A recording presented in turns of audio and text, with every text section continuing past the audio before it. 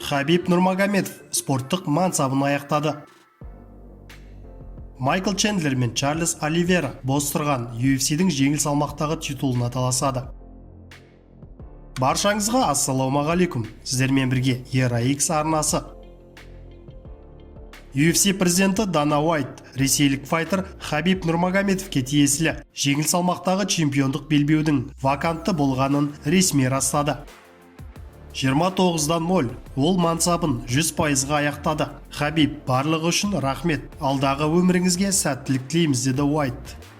Кейінірек жеңіл салмақтағы чемпиондық белбеудің вакантты екені белгілі болды. Өз кезегінде Хабиб командасына, жанкүйерлерге және UFC-ге алғыс айтты. Керемет адамдармен бірге жақсы кешкі ас болды. Дана Уайт, сізге және UFC ұйымына өзімді дәлелдеуге мүмкіндік бергеніңіз үшін үлкен рахмет. Сіздер осы спорт түрімен айналысуға мүмкіндік беріп, көптеген адамдардың өмірін өзгертуге септіктеріңізді тигіздіңіздер. Дана, сенің маған көзқарасыңды ешқашан ұмытпаймын. Әкем де ұмытқан жоқ. Ал ұлдарым болса, сені есінде сақтайтын болады. Бүгін нағыз ерлер арасындағы нақты әңгіме болды. Сондай-ақ барлық командаға, спарринг серіктестерге және барлық жанкүйерлерге рахмет. Менің спортты аяқтаған шешімімді дұрыс түсінесіздер деп ойлаймын.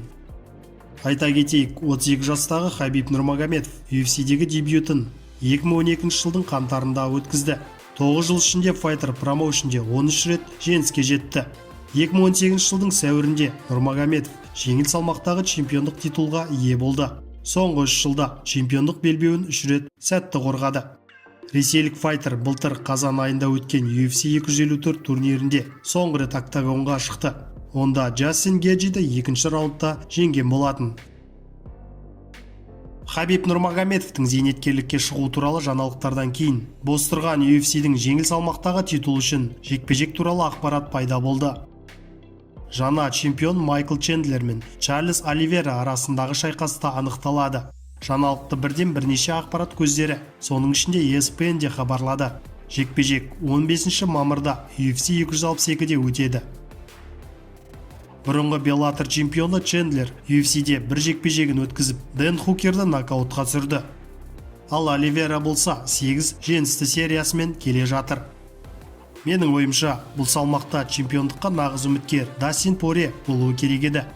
Әлде Дастиннің қазіргі мақсаты Конормен трилогияны өткізіп, бұл жекпе-жектің нүктесін қою болар. Ал сіздің ойыңызша, чемпиондық белдікке кім басты үміткер болуы керек? Пікіріңізді жаза кетіңіз. Видео ұнаса, видеоға лайк басып, пікір қалдырайық. Сіздермен бірге болған ERA-X арнасы.